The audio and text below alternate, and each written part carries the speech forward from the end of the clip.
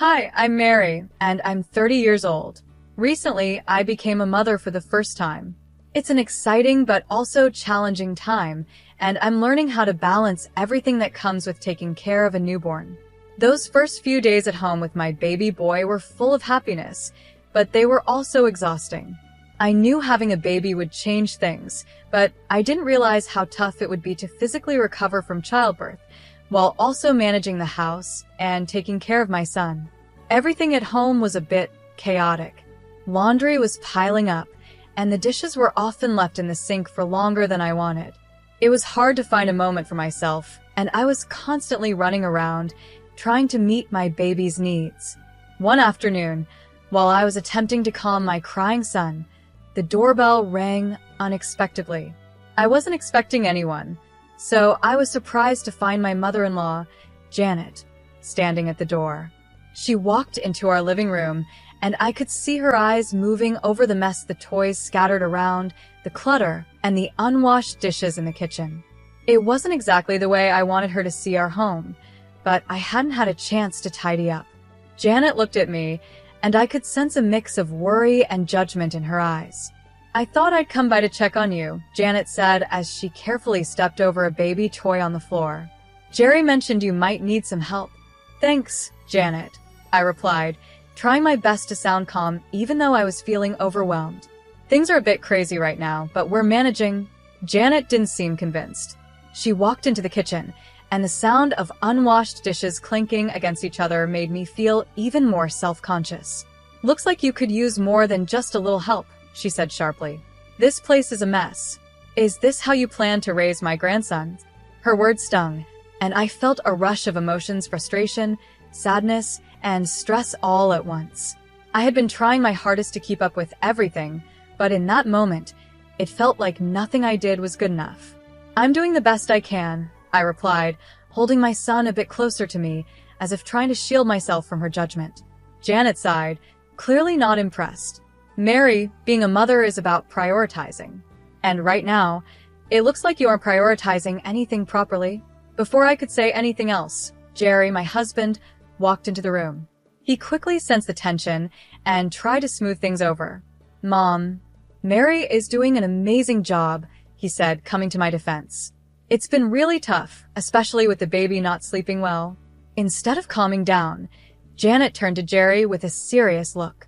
"You need to help her understand what's important here. It's not just about cleaning the house. It's about being responsible. She's not living up to the family standards." I could see Jerry was caught in the middle. He looked at me, then back at his mother, unsure of what to say. "Mom, let's not do this right now. Mary is still recovering." But Janet cut him off. "That's exactly the time when discipline needs to be taught," she said, her voice rising.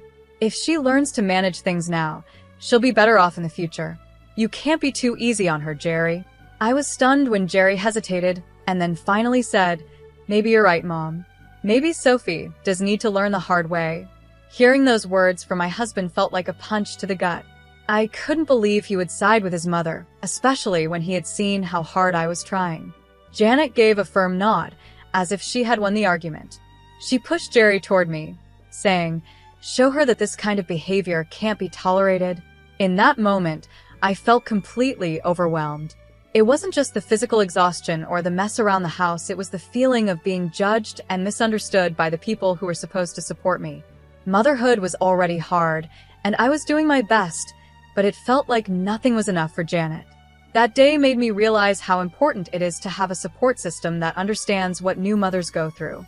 It's not just about keeping the house clean or meeting family standards.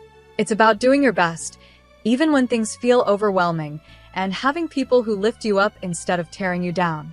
I barely had time to react before Jerry's hand struck my cheek. The sound echoed through the room, loud and shocking. It was a moment I'll never forget, a line that should never have been crossed. I held our baby boy close, his cries mixing with the sound of my racing heartbeat. "Jerry, what are you doing?" I managed to ask through tears. The pain from the slap was nothing compared to the pain of betrayal. I couldn't believe this was happening. "This is for your own good, Mary," Jerry said, his voice flat and empty. He didn't even look me in the eyes. "You need to learn." The room fell silent. The only sound was the soft whimpers of our son.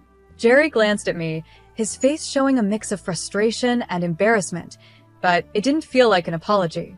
Janet, his mother, stood there with a stern expression, not saying a word, but her presence alone was enough to make things worse.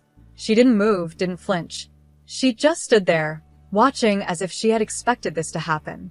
What was supposed to be a visit to help me had turned into something else entirely. Instead of support, I got judgment, and now this is a slap that shook my entire world. It was like everything I thought I knew about family was crumbling around me. As Janet prepared to leave, she whispered something to Jerry at the door. I couldn't hear all of it, but her smug look and Jerry's troubled face told me it wasn't anything kind.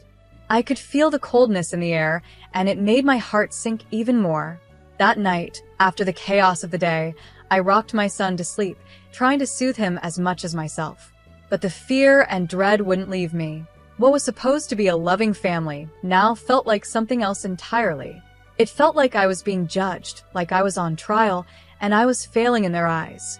As I held my son close, I made a decision. I needed to get out. Not just for my safety, but for his too. The house that once felt like a home now felt like a prison, built by the very people who were supposed to love and protect us. I realized that this wasn't a place where I could raise my son safely. Jerry had crossed a line, and I couldn't trust him anymore, especially with his mother's influence always lurking in the background. That night, I couldn't bear to sleep next to Jerry. Instead, I took my baby to the nursery, a small room that had become my sanctuary in the past few weeks.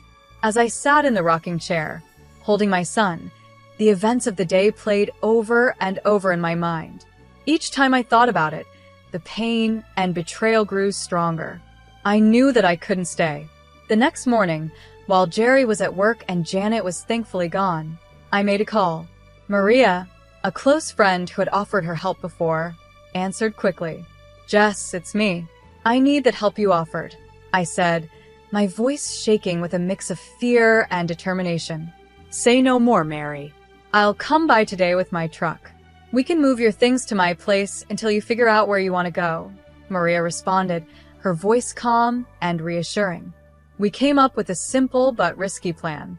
During the day, I would pack as much as I could, just the essentials for my son and me. Maria would come by in the evening, and we would quietly move everything out before Jerry came home. I knew I couldn't face him again, not after what had happened. It was dangerous to stay, and I couldn't risk him or Janet finding out what I was planning. As I packed, my heart raced, but I knew it was the right thing to do. This wasn't just about me. I had to protect my son and give him the safe, loving environment he deserved. I couldn't let him grow up in a house where violence was acceptable, where control and manipulation were the norms. Leaving was hard, but staying would have been harder. This was the beginning of a new chapter for us, one where I could finally breathe, and my son could grow up in peace. I stood there, thinking about what would happen if I faced Jerry again. He might try to apologize, or worse, Janet might convince him to continue controlling me. I couldn't let that happen. I knew I had to leave. All day, as I packed my things, every baby outfit and toy felt heavy with memories. I couldn't stop thinking about the life I had imagined, the family I had wanted to build with Jerry. But the sharp memory of Jerry's slap and Janet's cold, judgmental eyes reminded me that staying wasn't an option anymore. By late afternoon, most of my things were packed into boxes. I hid everything in the garage, trying to stay calm and focused. Maria, my best friend, arrived just as the sun began to set. Her arrival felt like a glimmer of hope in what had been one of the hardest days of my life. "Are you ready?" Maria asked as she stepped inside, looking at the boxes and bags scattered around. "As ready as I'll ever be," I replied, holding my baby boy a little closer to my chest. I had to do this for him, for both of us. We moved quickly, loading everything into her truck. We worked silently but efficiently, as if we had done this 100 times before. The last room I packed was the nursery. It had been my little sanctuary, the only place in the house where I had felt safe and at peace. I took one last look around, saying a quiet goodbye to the life I had dreamed of having with Jerry. But I knew now that this dream was over. As we drove away, I watched the house fade in the rearview mirror. A chapter in my life was closing, and though my heart felt heavy, I also felt a flicker of hope. My baby slept peacefully in his car seat, unaware of the big change happening, but finally, I knew he was safe. This was the first night of our new life, a life where fear and manipulation no longer had control over us. When we arrived at Maria's place, I felt a wave of relief. Her home was filled with warmth and safety, a stark contrast to the oppressive feeling that had taken over my own home. Being there made me even more determined to make sure Jerry and Janet couldn't hurt us again. I realized that simply leaving wasn't enough. I needed to ensure that they couldn't twist the story in their favor or ever put someone else through what I had experienced. I started by reaching out to family and friends, pretending I just wanted to catch up. During these conversations, I carefully gathered bits of information, subtly recording any mentions of Janet's controlling behavior or Jerry's strange willingness to follow her lead. Some people were hesitant to talk, but many hadn't realized how deep Janet's manipulation ran. Over time, I began to collect text messages, voicemails, and even recorded calls that painted a clear picture of what was really happening behind closed doors. The most valuable piece of evidence came when I managed to record a video of Janet coaching Jerry on how to control me.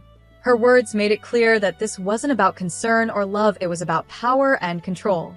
Once I had gathered enough evidence, I decided it was time to confront them. I chose a family gathering hosted by Jerry's sister. It was a neutral place with plenty of family members present. Some of them had already hinted that they were uncomfortable with the way Janet dominated the family, so I hoped this would be the right time and place to reveal the truth. On the day of the gathering, I was nervous. My hands shook and my heart raced, but I knew this had to be done. I arrived with Maria by my side, her support giving me the strength to go through with it. As I walked into the room, I could feel the tension. People greeted me with quiet murmurs, but everyone seemed to know something was off. Word about Jerry and Janet's behavior had spread through the family, and even the relatives who lived far away had heard rumors. After the initial greetings, I took a deep breath and prepared myself for what was to come. It was time to show everyone who Jerry and Janet really were, and to finally take control of my life again. I stood up, my hands shaking, but my voice was steady. "I have something important to say," I began, as everyone in the room turned to look at me. I could feel all eyes on me, but I knew this had to be done. It's about Jerry and his mother, Janet, and how their actions have affected not just me and my son, but the whole family. Jerry looked shocked, and I could see the fear in his eyes as he tried to stop me. "Mary, let's not do this here," he said, trying to interrupt, but I didn't back down. "No," I replied, pulling out my phone. "This is not just a personal issue." I connected my phone to the Bluetooth speaker, and the room fell silent. The recordings began to play Janet's cold, controlling voice telling Jerry how to handle me, and Jerry's hesitant agreements. It was all there, plain as day, their plans to fix my behavior. The reactions in the room were immediate. Some people looked shocked, others disgusted. Jerry's aunt, who had always been kind to me, looked heartbroken. She turned to Janet, her voice shaking. "Is this true, Janet? Were you really forcing Jerry to do this?" Janet's face turned red with anger and fear. "These are taken out of context," she snapped, trying to defend herself. But it was too late. Jerry's cousin, who had been quietly observing until now, stood up. "No, they aren't out of context. We've seen signs of this for years, but we didn't want to believe it." That moment changed everything. Family members began to speak up, sharing their own experiences with Janet's controlling ways. Slowly, a picture emerged of a woman who had manipulated her family for years, hiding behind the role of a caring mother. Jerry sat there in silence, looking pale and overwhelmed, finally seeing the truth about his mother's control over his life. As the family meeting turned into a heated discussion about Janet's influence, I felt a huge weight lift off my shoulders. The truth was out. It wasn't just me who saw it now. Everyone in the room knew. The family, who had been under Janet's control for so long, finally saw her manipulations for what they were. After the confrontation, there was a quiet, somber feeling in the air. The family, long under Janet's influence, now had to come to terms with what had been going on for years. The shock was clear on their faces, and it was uncomfortable for everyone to realize how deeply Janet had affected their lives. For me, the decision to leave Jerry was painful, but it was also necessary. After everything that had happened, there was no going back. As the family began to leave, I gathered my son, who was blissfully unaware of the storm around him. With one last look at the family home, I stepped into the unknown, knowing I was doing the right thing for us. Jerry watched us leave, his face filled with sadness and regret. His voice, once so familiar, now felt distant as he whispered a weak goodbye. I didn't look back. Janet, on the other hand, faced a much harsher reality. The family she had controlled for so long now saw her for who she really was. They began to distance themselves, realizing how much harm her actions had caused. Her attempts to regain control went unheard. The evidence from the recordings and the testimonies at the gathering had been too much for anyone to ignore. In the weeks that followed, Jerry tried to reach out to me. His messages were full of apologies, promises of change, and pleas for forgiveness. But the memory of his raised hand and his mother's influence over him was too much to forget. The trust between us had been broken, and with it, our marriage. I knew then that this was the end of one chapter and the beginning of a new one. I wasn't just leaving a bad situation, I was starting a new life, one where I could be free from control and fear and focus on raising my son in a safe, loving environment. I found a new home in a small apartment, far away from the neighborhood I used to call home. It was a place where no one knew my story, and I could start over without the weight of the past following me. My friend Maria stayed by my side, helping me through this new chapter in life. I was grateful for her support as I figured out how to build a life that felt safe for both me and my son. My days were simple, but filled with purpose. I spent most of my time caring for my son and slowly putting the pieces of my life back together. The healing process wasn't easy, it was slow, and sometimes it hurt more than I expected. There were days when the weight of everything that had happened felt too heavy to bear. But the freedom to make my own choices, without fear of being controlled or manipulated, kept me going. It felt like a fresh start, a chance to live on my own terms. I started going to therapy, where I learned how to heal from the emotional wounds I carried. I also joined support groups for single mothers, and meeting others who had gone through similar experiences helped me feel less alone. Over time, the broken pieces of who I once was began to come back together. I wasn't the same person I had been before, though. I was stronger now, more resilient. I had learned how to stand up for myself and protect my son from anything that might harm us. My son's laughter became my anchor, pulling me through even the toughest days. Watching him grow and hit new milestones brought me so much joy, and each little moment gave me more hope for our future. As he learned to walk and talk, I felt my confidence growing, too. I was learning how to be a mother, how to build a safe and loving home, and how to live a life that was free from fear. Months passed, and before I knew it, a year had gone by. One evening, after putting my son to bed, I sat down in our cozy living room. It was filled with his drawings and toys, signs of the happy life we were building together. I couldn't help but think about how far we had come. The pain of the past was still there, like a shadow, but it wasn't as overwhelming as it had once been. The light of new beginnings was brighter, and the support of friends like Maria and the unconditional love of my son gave me strength.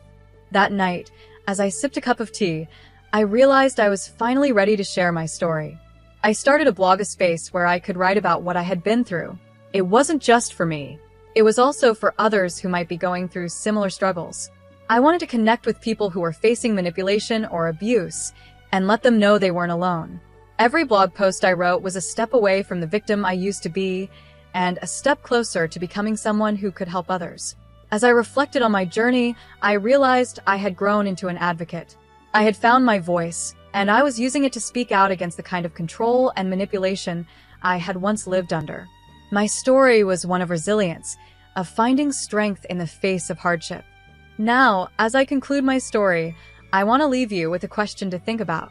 Do you believe it's possible to fully break free from the control of a manipulative family? Or Do the effects of those relationships stay with us forever? I'd love to hear your thoughts and experiences in the comments. Let's keep this conversation going and support one another.